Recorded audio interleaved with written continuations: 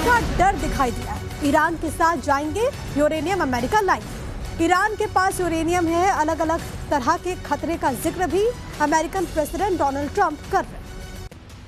इधर cease fire को लेकर ट्रंप का एक बड़ा स्टेटमेंट भी सामने आया, जिसमें उन्होंने तमाम बातों का जिक्र किया, लेकिन यूरेनियम को लेकर के अमेरिका का स्टैंड क्लियर है। हालांकि इस पूरे जंग में आपने देखा कि ट्रंप के जो स्टेटमेंट है वो खुद को एक दूसरे को कॉन्ट्रडिक्ट करते हैं। अब कैसे उनके एक स्टेटमेंट में कंफ्यूजन की स्थिति बनती हुई नजर आती है, वो भी मैं आपको समझाने की कोशिश करते हैं। लेकिन सबसे बड़ी बात है, आप देखिए कैसे होर्मुज, स्टेट ऑफ होर्मुज को लेकर के ट्रंप ने बीते दिन ऐलान किया कि उसे खोल दिया गया है। उसके बाद आपने ये भी देखा कि कैसे ट्रंप ने एक के बाद एक अपनी रणनीति के तहत ईरान को फंसाने की कोशिश की, जंग में उसे धकेल कर बर्बाद किया, बातचीत की टेबल पर आने के लिए मजबूर कर दिया। तो ग्राफिक्स के जरिए वो जरा आप समझिए कि जंग शुरू करके होर्मुज बंद करने के लिए ईरान को पहले तो मजबूर किया गया, और इसका असर क्या हुआ, क्योंकि दुनिया में तेल की कीमतें बढ़ गई।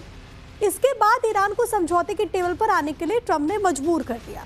इसके लिए होर्मुज बंद होने से आर्थिक तौर पर चाइना जैसी कंट्रीज जिन्होंने प्रेशर बनाया, और ये एक स्ट्रैटेजी के तौर पर अमेरिका ने इस्तेमाल किया। ट्रंप का अहम टारगेट ये रहा, आर्थिक नुकसान नहीं बल्कि सामरिक नुकसान, या फिर ये भी देखिए आप कि कैसे जो बाकी देश है उनका एक दबाव ईरान के ऊपर बना। ईरान की परमाणु क्षमता अमेरिका के लिए खतरा है। मिडिल ईस्ट में अमेरिका दबदबा हमेशा के लिए खात्मा।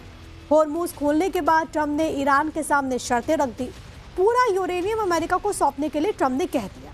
ईरान यूरेनियम सौंपने को तैयार है। इस स्टेटमेंट से भ्रम की स्थिति बनाने की कोशिश की गई, और इसी भ्रम को बनाकर ट्रंप रणनीतिक दबाव ईरान पर इस वक्त बना रहे हैं। राजनीतिक फूट, इंटरनेशनल प्रेशर बढ़ाने का ट्रंप का ये तरीका है, और इसी को लेकर डोनाल्ड ट्रंप लगातार बढ़ रहे हैं। इसी बीच सीज फायर को लेकर के ट्रंप का एक स्टेटमेंट आया, आपको बता दें, समझौता न होने पर खत्म होगा सीज फायर, ये डोनाल्ड ट्रंप कह रहे हैं। हो सकता है मैं सीज फायर आगे न बढ़ाऊं, ये भी उनकी तरफ से कहा गया।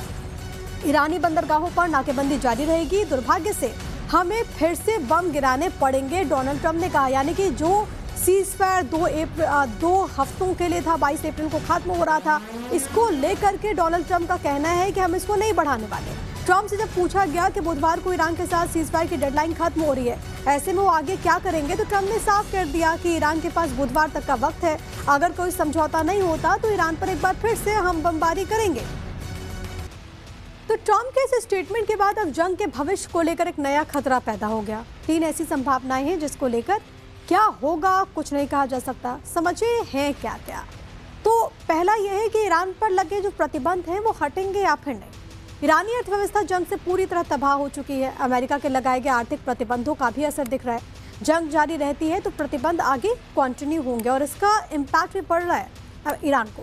परमाणु प्रोग्राम को कितना सीमित करेगा, ये भी एक प्रश्न है। तो ईरान पर गुपचुप परमाणु हथियार बनाने के आरोप अमेरिका, इजराइल लगा रहा है। बैठक में परमाणु हथियार पर अभी तक कोई सहमति नहीं बनी।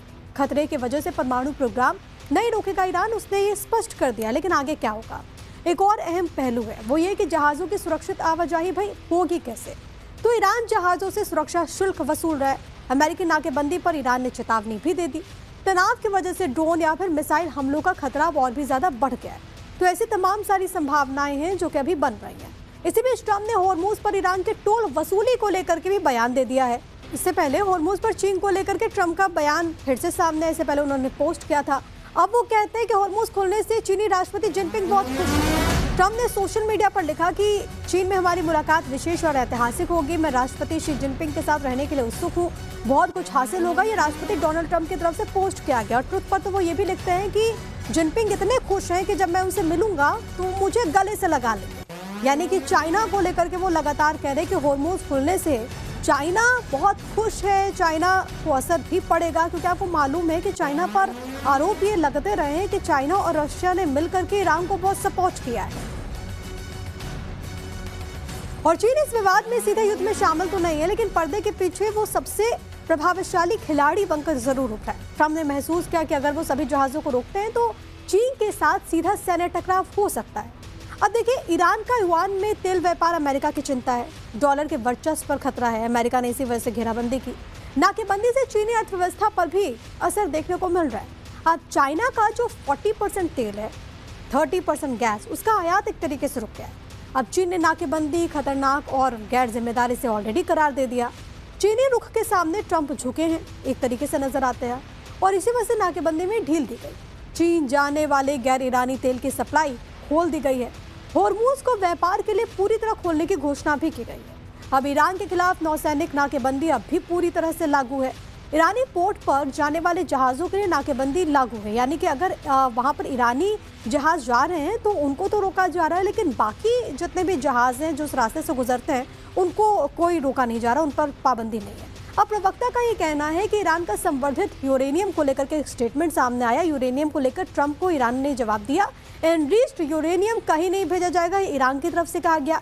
एनरिच्ड यूरेनियम ईरान की धरती की तरफ पवित्र है, ये ईरान ने क्लियर कर दिया। यानी कि जो डोनाल्ड ट्रंप भी कह रहे थे सबसे पहले कि ईरान ये बात मान चुका है कि ईरान अपना जो एनरिच्ड यूरेनियम है वो हमें देगा। अब उस पर ईरान ने क्लैरिफिकेशन देने की कोशिश की और ये कहा है कि हमारे लिए मिट्टी की तरह पवित्र है, हम अमेरिका को या फिर किसी भी दूसरे मुल्क को नहीं सौंपेंगे अपना यूरेनियम। इसको लेकर के क्लैरिटी देने की कोशिश ईरान की तरफ से जरूर की गई है। तो आपको ये बताते चले कि इस पूरे युद्ध में एक नैरेटिव की लड़ाई भी देखने को मिल रही है और एक नैरेटिव गढ़ने की कोशिश डोनाल्ड ट्रंप की तरफ से की गई, जिसमें वो कहते हैं कि होर्मुज खोल दिया है ईरान ने। ईरान ये चाहता है कि हम उसका जितना भी यूरेनियम है वो हमें सौंप दे, इसको लेकर के सहमति बन चुकी है। लेकिन ईरान ने क्लैरिफाई करने की कोशिश की। हालांकि इस पूरे युद्ध में ट्रंप की तरफ से जो स्टेटमेंट दिए गए उसकी काफ़ी चर्चा हुई है, जिसमें उन्होंने एक टाइम पर तो ये भी कह दिया कि ईरान ये चाहता है कि हम मैं डोनाल्ड ट्रंप वहाँ के सुप्रीम लीडर बन जाए। ये भी उन्होंने मीडिया में स्टेटमेंट दिया था। लेकिन इन सब के इतर ईरान की तरफ से ट्रंप को क्या जवाब दिया गया है, एक एक करके आपको ये भी समझा देते हैं। अमेरिका के प्रेसिडेंट ने 1 घंटे में 7 दावे किए, सातों के सातों दावे झूठे हैं, ईरान ने कहा। झूठ बोलने से वो युद्ध नहीं जीत गए, ऐसा करने से उन्हें कुछ हासिल नहीं होगा। अमेरिकी नौसेना की नाकेबंदी से स्ट्रेट ऑफ होर्मुज कभी नहीं खुलेगा, ये भी ईरान ने कह दिया। ईरान के बनाए रूट और ईरान के अथॉरिटी में ही होर्मुज स्ट्रेट खुलेगा। होर्मुज स्ट्रेट के रेगुलेशंस फील्ड में बनाए जाएंगे, ना कि सोशल मीडिया पर। मीडिया वॉरफेयर और पब्लिक ओपिनियन से ईरान पर कोई फर्क नहीं पड़ता है, ये ईरान ने क्लैरिफाई करने की कोशिश की। यानी कि भले ही तमाम दावे कर लिए जाए, डोनाल्ड ट्रंप की तरफ से एक प्रेशर बनाने की कोशिश की जाए, लेकिन ईरान अपने स्टैंड पर क्लियर है और वो कह रहा है कि जो हमारे हित हैं हम उससे कभी कॉम्प्रोमाइज़ नहीं करेंगे, हम उससे कभी समझौता नहीं करेंगे। अब ईरानी दूतावास ने ट्रंप पर तंज कसते हुए कहा कि वो ज़्यादा उत्साहित ना हो।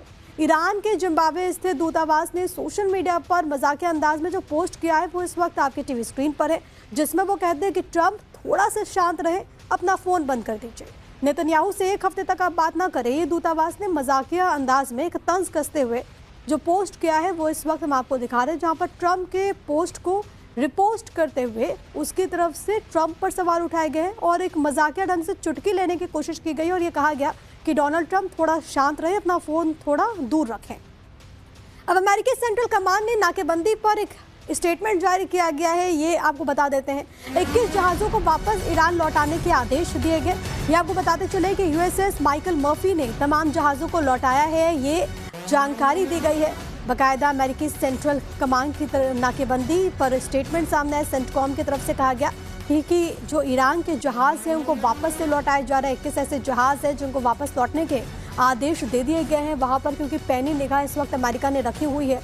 जो वहाँ पर उसके युद्धपोत हैं वो भी लगातार तैनात है। इसके अलावा पूरी की पूरी एक नाकेबंदी जो है वो यहाँ पर देखने को मिलता है। नेवल ब्लॉकेड यहाँ पर अमेरिका ने कर दिया है और इसी के तहत ये कहा जा रहा है कि जो ईरानी झंडे वाले जहाज़ हैं उनको वापस से भेजा जा रहा है। और बीते अगर कुछ दिनों में हम देखें तो कई सारे ऐसे जहाज़ हैं ईरान के जिनको वापस से भेजा गया है। ये सेंटकॉम की तरफ से ऑफिशियल स्टेटमेंट जारी करते हुए कहा गया कि जो हमने नेवल ब्लॉकेड किया है इसका असर देखने को मिल रहा है। तो अब सवाल ये है कि आखिरकार ये जो युद्ध है वो कहाँ जाकर थमेगा, क्या समझौता होगा। अभी तो सीज़फायर का ऐलान किया गया है, लेकिन क्या वो एक्सटेंड होगा, क्योंकि डोनाल्ड ट्रंप कह रहे हैं कि बुधवार तक का वक्त है ईरान के पास। अगर वो समझौता नहीं करता है, अगर वो यूरेनियम एनरिच्ड नहीं देता है तो उसके बाद उसकी मुश्किलें बढ़ जाएगी। दूसरी तरफ ईरान ने कह दिया कि भाई हमारे लिए बहुत पवित्र है तो हम तो इसे किसी को नहीं देने वाले।